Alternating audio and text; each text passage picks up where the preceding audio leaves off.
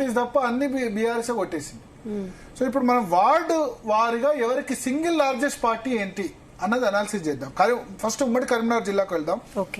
ఉమ్మడి కరీంనగర్ జిల్లాలో కరీంనగర్ కార్పొరేషన్కి వెళ్దాం. కరీంనగర్ కార్పొరేషన్లో ఇంతకుముందు 60 డివిజన్లు ఉండే, ఇప్పుడు 66 డివిజన్లు అయినాయి. బండి సంజయ్ అక్కడ ప్రధానంగా కరీంనగర్ కార్పొరేషన్ మొత్తం నడిపిస్తున్నారు. 15 రోజులుగా ఆయన ఇక్కడే మకాం వేశారు. మొత్తం అంతా తానే వ్యవహరిస్తున్నారు. అయితే భారతీయ జనతా పార్టీకి ఇక్కడ ఎక్స్ అఫీషియో మెంబర్స్ కూడా కొంత భారతీయ జనతా పార్టీ ఎంపీగా బండి సంజయ్ ఉన్నారు. ఎమ్మెల్సీలు అంజిరెడ్డి, తర్వాత మల్క కొమరయ్య, వీళ్ళు 4 జిల్లాల్లో ఎక్కడైనా ఓటేయచ్చు. ఎందుకంటే కరీంనగర్, నిజామాబాద్, ఆదిలాబాద్, మెదక్ ఈ 4 జిల్లాల ఎమ్మెల్సీలు కాబట్టి ఎక్కడ అవసరం వస్తే అక్కడ ఓటేసుకుంటారు. సో మల్క కొమరయ్య, అంజిరెడ్డి నిజామాబాద్ లో అవకాశం ఉంటే నిజామాబాద్ లో వాడుకోవచ్చు, కరీంనగర్లో ఉంటే కరీంనగర్లో వాడుకోవచ్చు, plus Bandi Sanjay MP. So ఈ ముగ్గురు అవుతారు కాబట్టి ఇక్కడ 66 అంటే ఇక్కడ 34 డివిజన్స్ ఎవరు వస్తే వాళ్ళు సింగిల్ లార్జెస్ట్ అవుతారు. కానీ ఇక్కడ 4 పోటీలో ఉన్నారు కరీంనగర్లో. 4 ఎవరు? భారతీయ జనతా పార్టీ, కాంగ్రెస్, బీఆర్ఎస్, ఎంఐఎం కూడా ఉంది. ఎందుకంటే ఎంఐఎం ఇక్కడ 8 వార్డ్స్ టోటల్ ముస్లిం వార్డ్సే. ఒక ముస్లిం 95% ముస్లిం పాపులేషనే.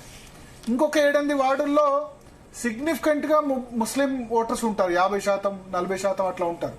సో ఎంఐఎం కు ఎప్పుడు కూడా మంచి ఓట్లు వస్తాయి. అక్కడ ఎంఐఎం పోటీ చేస్తుంది. అక్బరుద్దీన్ ఓవైసీ నిన్న అక్కడ కరీంనగర్ కార్పొరేషన్ వెళ్ళి రెడ్ అయినా రావైనా ముఖ్యమంత్రి ఎవరైనా మా ఇంటికి రావాల్సిందే తప్ప మేము ముఖ్యమంత్రి ఇంట్లోకి పోము అంతే కదా. జూబ్లీహిల్స్ ఎన్నికల్లో రేవంత్ రెడ్డి వాళ్ళ ఇంటికి పోయినాడు తప్ప రేవంత్ రెడ్డి ఇంటికి వాళ్ళు పోలే కదా. రెడ్ అయినా రావైనా అంటే కేసీఆర్ అయినా లేకపోతే రేవంత్ రెడ్డి అయినా ఎవరైనా మా ఇంటికి రావాలా, మేము ప్రభుత్వాన్ని డిక్టేట్ చేస్తాం, అందుకని మమ్మల్ని గెలిపించండి అని కరీంనగర్లో చెప్పాడు.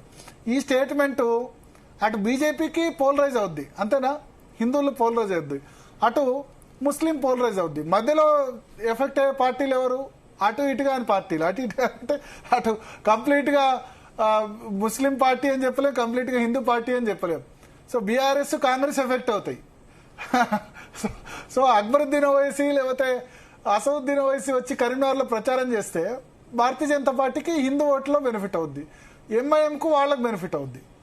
సో అదే జరుగుతుంది కరీంనగర్లో. కరీంనగర్లో ఏమైందంటే ఇప్పుడు లాస్ట్ టైం కరీంనగర్ కార్పొరేషన్ లో 60 డివిజన్లు ఉంటే కాంగ్రెస్ పార్టీ 0, ఖాతా కూడా తెరవలే, 0. అప్పుడు బీఆర్ఎస్ 33 వచ్చాయి, బీజేపీ 13 వచ్చాయి, 46. ఎంఐఎం 11, 12 గెలిచింది, ఎంఐఎం 7, 8 గెలిచింది, మిగతా 3, 4 ఇండిపెండెంట్ గెలిచారు. కాంగ్రెస్ 0. సో కాంగ్రెస్ ప్రాబ్లం ఏంటంటే పొన్నం ప్రభాకర్ ఇప్పుడు అక్కడ పుట్టి పెరిగారు కానీ హుస్నాబాద్ ఎమ్మెల్యేగా ఉన్నారు. ఎవరు పెద్ద నాయకులు లేరు. మొన్న పోటీ చేసిన పురుమల్ల శ్రీనివాస్ను పార్టీ నుంచి సస్పెండ్ చేశారు. వెలిచాల రాజేందర్రావు ఒక్కడు గట్టిగా తిరుగుతున్నా కానీ వెలమలు బాగా ఆగ్రహంగా ఉన్నారు. Karimnagar is dominated by Velama. ప్రతి ఊరు నుంచి కరీంనగర్ జిల్లానే డామినేటెడ్ వెలమ.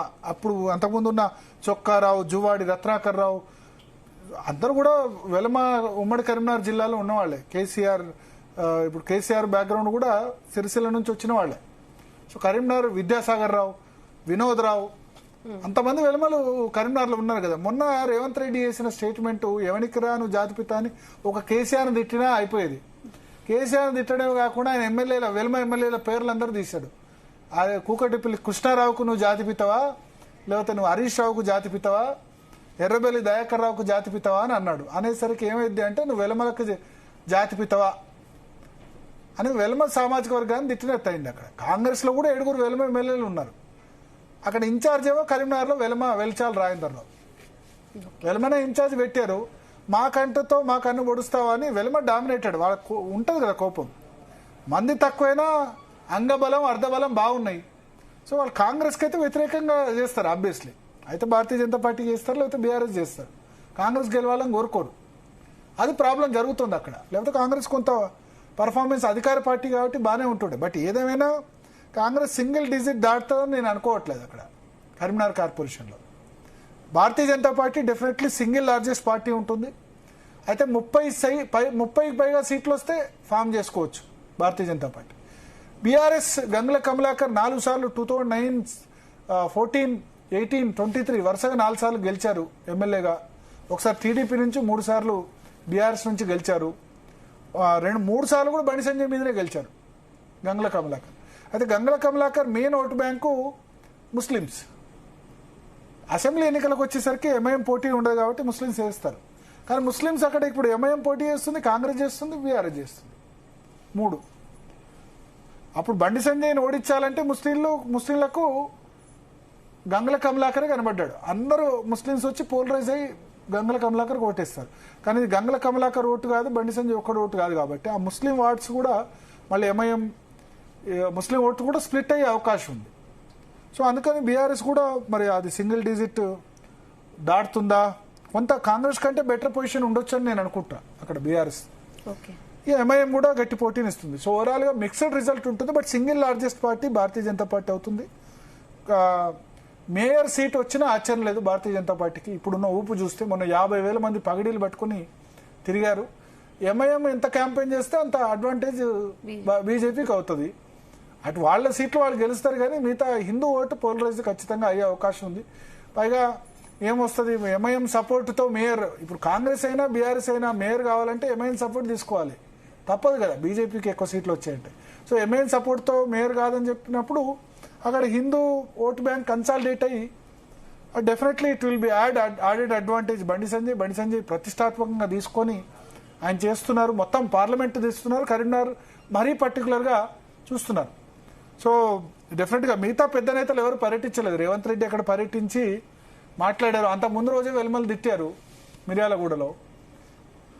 సో కరీంనగర్లో బండి సంజయ్ మీద అన్నా సరే కొంత ఏమంటారు, రేవంత్ రెడ్డి బండి సంజయ్ మధ్య మంచి టర్మ్స్ ఉన్నాయనే ఉంది.